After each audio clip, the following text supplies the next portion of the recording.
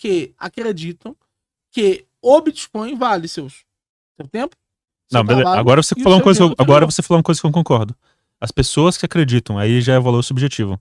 Não é custo, não é nada Vamos disso. chegar lá. Certo. No dia 1 do ouro, no primeiro dia que alguém minerou ouro, pelo que... Eu não tava lá. Em qual proporção isso foi trocado? Não tá lá, mas a gente pode pensar nas categorias fundamentais da ação humana e reavaliar esse processo. No dia 1 que o ouro foi trocado, a gente tinha a apreciação subjetiva do outro lado, mas mais do que isso. Quando a gente tem a generalização do trabalho simples, a gente tem uma característica muito específica. Qual que é? Se eu não estou... Se eu dediquei o meu tempo, sei lá, a comprar lã, dia 1 da lã, tá? A gente vai usar a lã aqui como um anteparo para isso. Vamos usar mercadorias e commodities reais que servem para alguma coisa para a humanidade. Okay? Que atendem então, bens de primeira ordem, segundo Karl Menger. No dia 1 do lã ouro... serve para poder se vestir. No dia 1 do ouro e no dia 1 da lã, esse indivíduo ele acreditava que a proporção em que ele estava trocando essa lã pelo ouro tinha relação com, primeiro, o desejo dele, a demanda dele, mas não tinha relação só com isso, né? Tinha relação também com os usos alternativos do trabalho dele que ele deixou de apreciar. Então as coisas, a demanda pela própria lã e a demanda pelos outros bens, não é isso? Lei de Sai. Você só produz se você tiver a demanda por outros bens. Aí vamos botar aqui com uma demanda a ouro. O que ele fez? Ele pegou esse trabalho dele, esse dispêndio de energia, e ao invés de alocar em ouro, ele alocou em lã. E aí, para ele trocar ouro, por exemplo, ele não alocou em lã só por ter lã, ou não alocou em ouro só por ter ouro. Ele usou pelos usos não monetários disso. O ouro não era dinheiro ainda, no dia 1. Enquanto a gente tá no dia 1, a gente não era dinheiro. Chegou nesse ponto ainda não, não era dinheiro, ele queria ouro pra fazer joia e ele queria lã pra fazer alguma coisa. Isso, no dia 1 ele trocou, é brilhante, me aquece, não é isso? Eu não sei. Então mas ele teve efetivamente uma série de motivos aqui e aqui e ali. O que tá sendo trocado aqui? Duas mercadorias. Trabalho humano. Não, esses indivíduos estão trocando o trabalho que eles tiveram nesse momento específico. Não, isso não é marxismo. Isso é trabalho humano. Não tá trabalhando trabalho humano. Fundamentos gerais. Não, nesse primeiro momento em que a gente não tem a conversão geral, o que a gente tem eu trabalhei de alguma forma nisso daqui. Eu dediquei o meu tempo nisso aqui. Eu dediquei a terra que eu tinha parte. Ou seja, o meu capital mente, o meu capital corpo foi alocado de uma determinada forma que me deu origem. I don't give a shit pelo trabalho. Eu quero a mercadoria. Vamos chegar lá. Valor qual trabalho, proporção... Não tô defendendo o valor do trabalho. Em qual proporção ele vai trocar esses dois produtos? Na proporção da utilidade esperada, não é isso? Não. Na proporção subjetiva que ele achar que é melhor pra ele. Mas essa proporção é do quê? Da utilidade esperada, não é? Na proporção subjetiva, ele troca pelo... Certo, mas da utilidade esperada. Não. Eu tô sendo bem técnico aqui. A utilidade esperada. Não é utilidade esperada, é subjetivo. Ele pode trocar porque ele acha que é sagrado. Não, mas isso é uma utilidade esperada. Não, cada pessoa troca por um motivo... Isso, e pra ela essa é a utilidade esperada dela. Eu não sei, isso você não tem como saber. Não, mas a gente pessoa pode trocar porque ela é brilhante, porque é sagrado. Mas isso pra ela é a utilidade esperada dela. É o que ela acredita que vai receber daquilo, não é isso? Que ela pode ou não receber, não é isso? Vai, continua. Então, existe uma utilidade esperada aqui dessa proporção e uma unidade esperada aqui dessa proporção, ok? Agora vamos pro Bitcoin. No Bitcoin, a gente pode achar que as primeiras pessoas que tiveram alcance do Bitcoin, elas trocaram por dólar. Mas não é isso que aconteceu. Porque aqui, um pouco antes disso, para existir o dia 1 do ouro, a gente teve uma outra coisa. A gente teve o dia 1 do indivíduo, do corpo do indivíduo, capital do indivíduo, que desprendeu o esforço dele de determinada forma. Exato. I don't give a shit pro esforço. I don't give a shit pro esforço. Não, não, você tá defendendo marxismo. I don't give a shit pro esforço, eu quero a mercadoria. Não importa quanto você gastou no trabalho. Você tá defendendo marxismo. Não estou defendendo marxismo. Valor trabalho. Não estou defendendo marxismo. Eu estou dizendo que o capital dele foi empregado de uma determinada forma. Não trabalho. Foi. O homem, o corpo dele foi substituído de algumas formas, não é isso? Não. Ele empregou, não. Como que o ouro surgiu na mão dele? Não, beleza, ele empregou o trabalho, mas assim, as pessoas... Quando eu vou comprar essa água aqui no mercado, eu falo assim, nossa, o cara se esforçou muito pra pegar essa água, pra fazer esse plástico, pra engarrafar pra mim. Eu não ligo pra isso, eu quero a água pelo... Mas eu não disse porque subjetivamente ela vai matar minha fome. Mas eu não disse que não. Ah, mas você tá falando eu disse que ele teve um custo. Tá, eu também não importo com custo. Deixa ele lá. Ele teve um custo aqui, não foi? Ele teve, mas eu não me importo com esse custo. Ele pegou o custo dele e ele transformou em ouro, não é isso? O custo do trabalho. O esforço. Miorim tá defendendo o valor do trabalho, gente. Não estou defendendo. Olha o custo, Por que ele fez isso? Porque ele acreditou que a utilidade esperada dele ia ser maior do que se ele tivesse, por exemplo, dedicado o esforço dele no lazer, não é isso? A gente tem um binômio dentro da escola austríaca, trabalho e lazer, não é isso? Não. Tem um binômio chamado trabalho. O primeiro austríaco foi o Menger, ele defendia que o valor era subjetivo, é o que eu defendo aqui. Querido, o que o Miorim está defendendo é o valor do trabalho, gente. Meu querido, as pessoas, os austríacos não defendem. Não defendem o valor subjetivo. Lazer? Defendem o valor subjetivo. Não, mas eles não defendem o binômio de trabalho e lazer quando você está trabalhando e você não está. Eu cite um austríaco que defende isso. Eu estou citando o Karl Menger. O Karl Menger cita que o valor é subjetivo. As pessoas atribuem valor por conta de coisas que elas... Vozes da cabeça delas. Eu não estou me referindo ao valor que outra pessoa poderia ter da sua própria mercadoria. Eu estou dizendo que aquele indivíduo específico que... Inclusive você pode achar ouro. Você pode achar ouro igual os bandeirantes acharam no Brasil, sem nenhum esforço. Você tá caminhando na floresta e tem uma pedrinha de ouro ali. Isso é um esforço, isso é um dispêndio de energia. Nossa, você precisou desprender. Não precisa de energia. Para pegar. Você não precisa. É impossível você fazer essa troca sem desprender energia. Não, claro, você vai desprender energia, mas só que a pessoa que vai comprar um produto, ela não tá nem aí pro quanto de energia, o quanto de trabalho. Vamos chegar lá. É subjetivo. Vamos chegar lá. É porque isso aqui, essa parte aqui. Ó, tô chamando de você de comunista aqui, ó. Não tem problema, pode me chamar de comunista. Presta atenção. No dia 1, trabalho e lazer. Isso aqui é muito importante, por quê? Porque esse binômio trabalho e lazer, ele tá diretamente associado com isso. Trabalho e lazer? Mesmo que ele tenha feito isso aqui, ó. Trabalho e lazer, cara? Você tá defendendo que o valor das coisas é por trabalho e lazer? Não estou defendendo que o valor das coisas vem disso. Eu estou dizendo do esforço delas, então. O indivíduo, para ele poder se apropriar de alguma coisa, ele precisa misturar o seu trabalho a ela.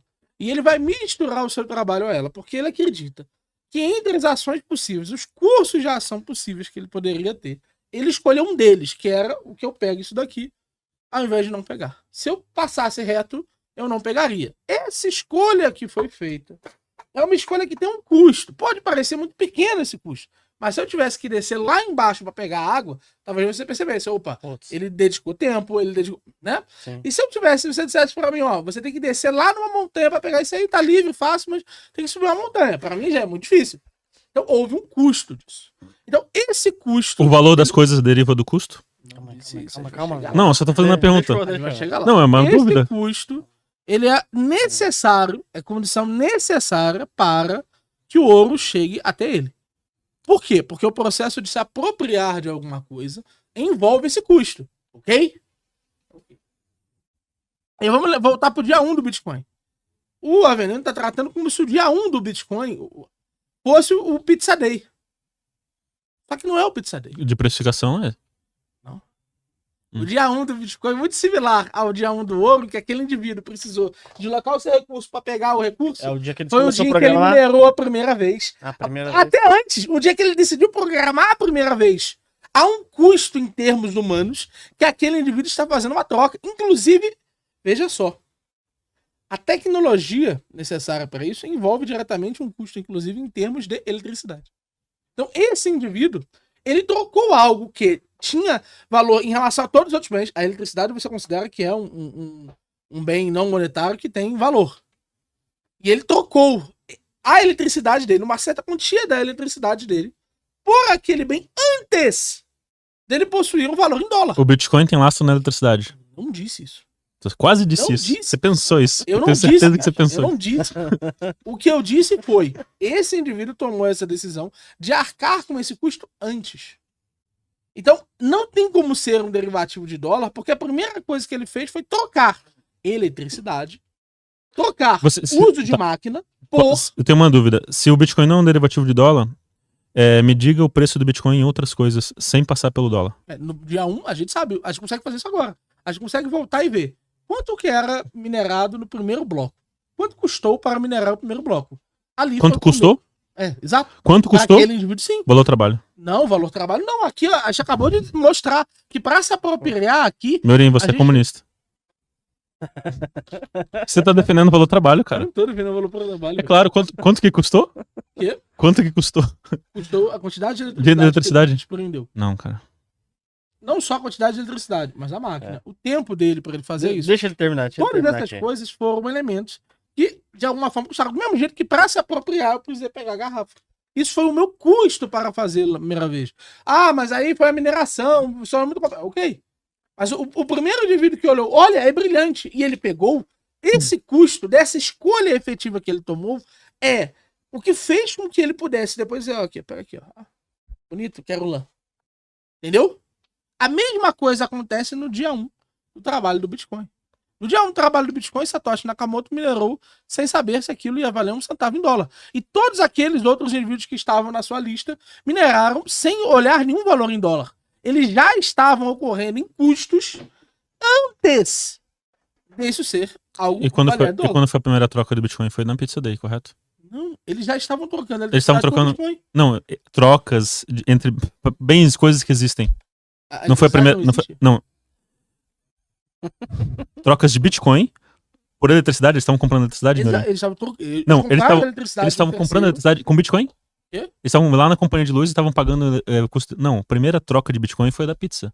Meu querido. Por alguma outra coisa. Meu querido. Troca de Bitcoin por alguma outra coisa. Eles estavam trocando Bitcoin por eletricidade? Presta atenção.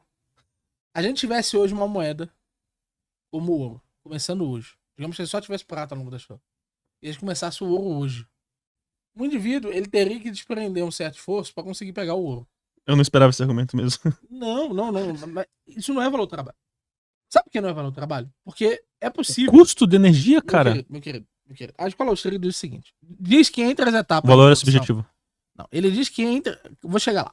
Entre as etapas de produção, o custo é zero. Você sabe disso. Tá lá no Economia do Estado. Tu leu o Economia do Estado? O custo é zero. Então eu sei disso. Em algum momento, quando não concordei. Repete o que você falou que eu não tava. O indivíduo arcou com custo? Determinados custos. Não tem nada a ver. O preço não tem nada a ver com custo. Exato. O custo é zero. O preço não tem. Tá, você já falou demais. O preço tem alguma coisa a ver com custo? Não, é zero. O preço tem alguma coisa a ver com custo? Não, o custo é zero. De onde surge o preço? Não surge do valor subjetivo? Isso, surge. Exatamente, então não tem. Mas o que eu disse foi: o custo para a próxima etapa é zero. Mas na etapa anterior do indivíduo, antes dele trocá-lo, ele possui um custo. E esse custo foi o mesmo custo que ele possuía aqui. E o que vai definir se efetivamente uma pessoa na próxima etapa precisa isso ou não? A demanda dela por isso. A demanda vê o quê? Da utilidade esperada. Isso significa que, do ponto de vista austríaco, se alguém demanda esse processo, isso é o suficiente. Qual é o lastro do Bitcoin hoje? São as pessoas que acreditam que o Bitcoin vale seu tempo. Não, beleza. Agora você falou uma coisa que eu concordo. As pessoas que acreditam, aí já é valor subjetivo. Não é custo, não é nada disso. Vamos chegar lá. Mas o primeiro dia foi assim, aí você não tá entendendo. Você tá agindo como se o primeiro dia em que houve uma troca com Bitcoin foi da pizza. O dia... Não, foi antes. Foi antes. Porque eles tiveram que trocar eletricidade. O primeiro registrado, pelo menos, é a troca da pizza. Não, mas eles tiveram que trocar eletricidade pelo Bitcoin, senão não alcançariam ele. Claro que não. Eles deram, inclusive, por uma chance de ter. Não. Mas não foi uma troca. Teve troca de Bitcoin de um lado pro outro? Ou para poder minerar, não. A mineração, não. Não teve troca voluntária. Por bens e commodities, não teve. Por bens, por serviços. Isso é um bem. A eletricidade é um bem. Sim, mas você tá minerando, tá criando os Bitcoins do nada. Você não teve uma troca de... eu não tô te pagando Bitcoin por energia. Nada?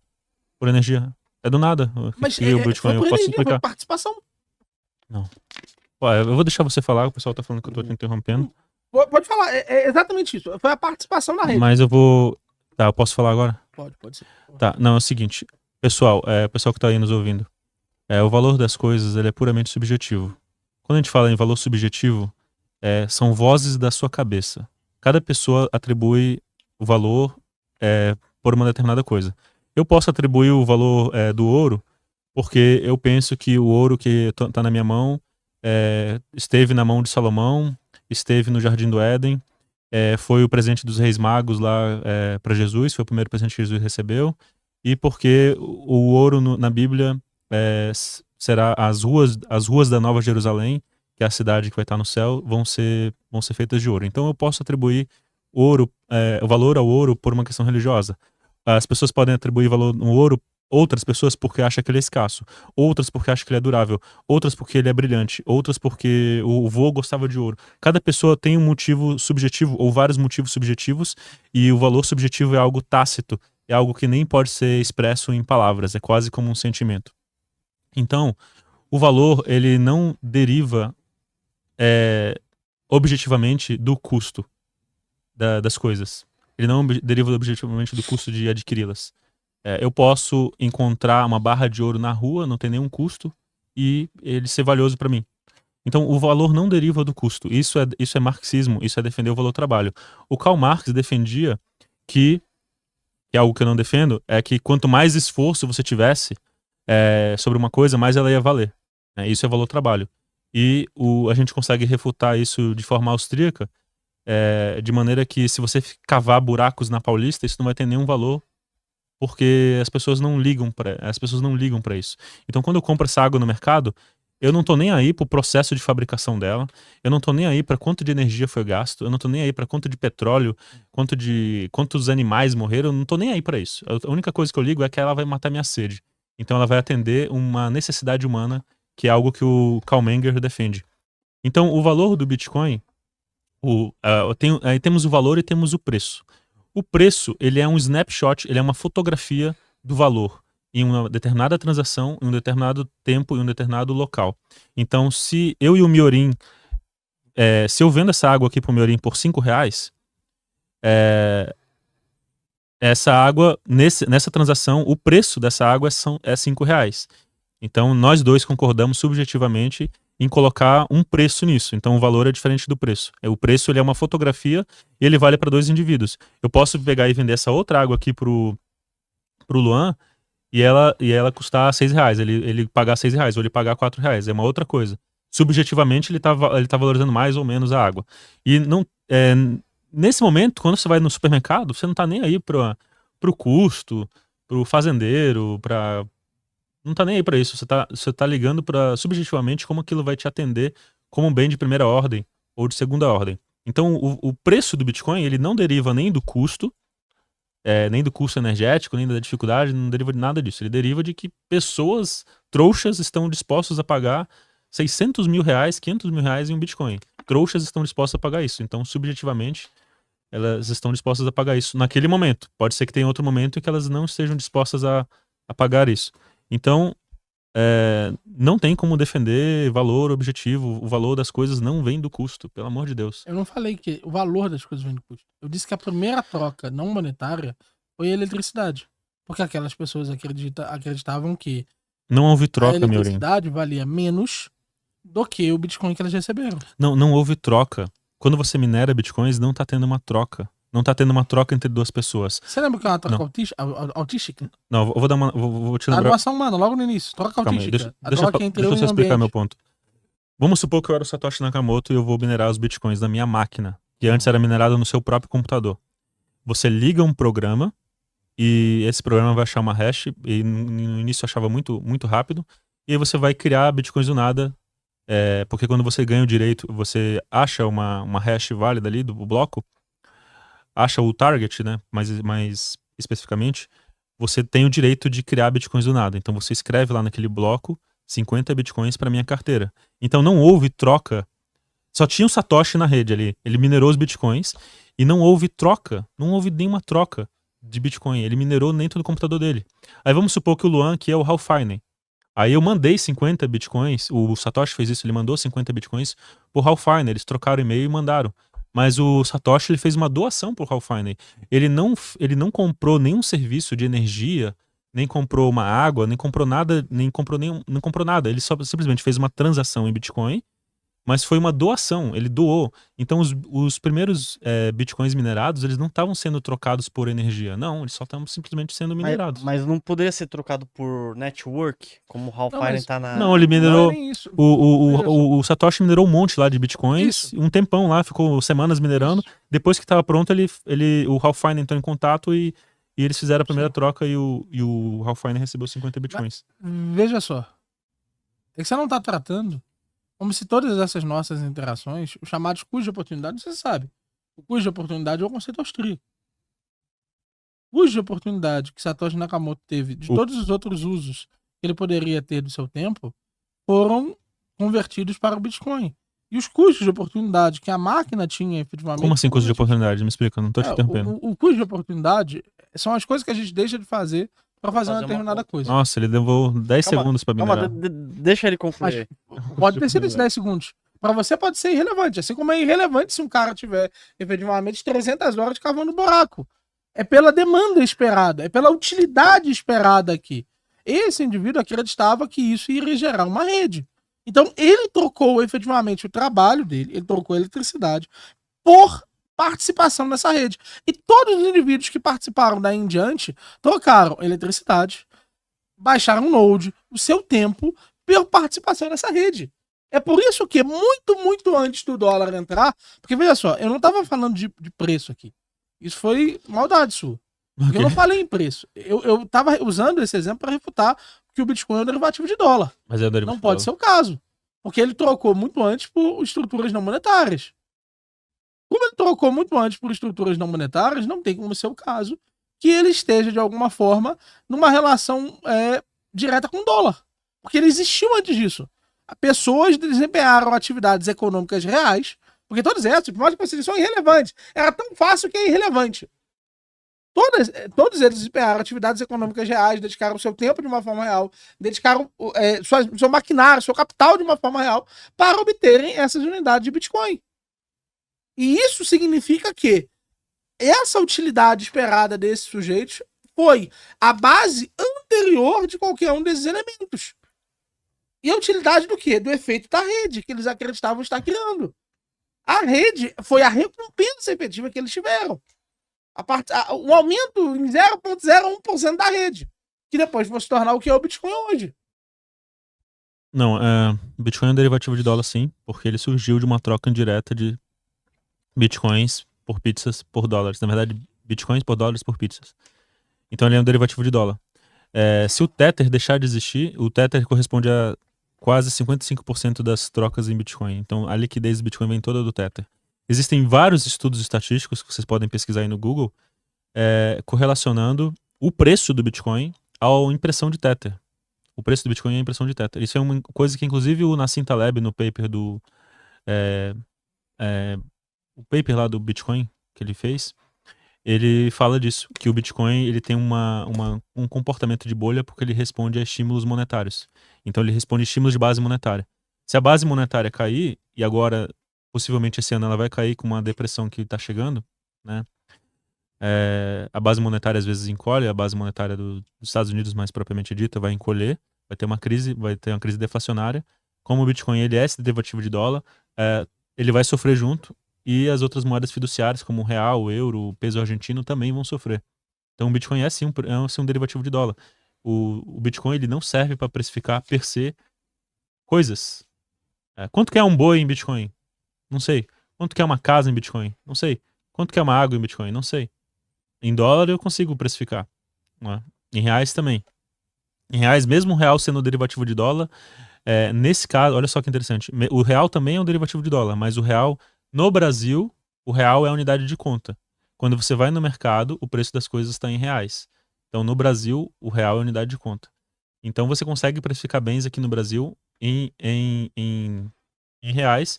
Porém, esses preços, de certa forma, eles estão espelhados no preço do dólar. Por conta lá do início, se a gente aplicar o teorema da regressão de Mises, no real, a gente vai chegar que R$1 é igual a uma URV, e uma URV é igual a $1. Então, isso aí marcou o preço do real. E toda a nossa economia é baseada no dólar, porque o dólar é a unidade de conta mundial. Vou ser honesto em dizer aqui que não é mais o ouro. Mas só que o ouro foi a unidade de conta por 6.000 anos. Certamente ele voltará a ser. Invista em prata com a Real com U no final. Dentro da plataforma você pode escolher quantas gramas você quer comprar, o preço máximo que você quer pagar. Assim você vai estar investindo diretamente num dos ativos que tem mais potencial de crescer, porque a prata ela é utilizada em painéis solares, indústria química, indústria farmacêutica, indústria automotiva, equipamentos eletrônicos. O celular que você está usando, provavelmente ele está cheio de prata dentro, e você pode ganhar com um dos ativos que mais tem potencial de valorizar. Para analisar ações, BDRs, fundos imobiliários, acesse a plataforma do Investidor 10, inclusive para você gerenciar a sua carteira, saber saber quanto de dividendos você vai receber. Inclusive, eu deixei a carteira da minha filha, a Laurinha, ela tem 3 anos e já invisto para ela. Todos os ativos tá no link aqui embaixo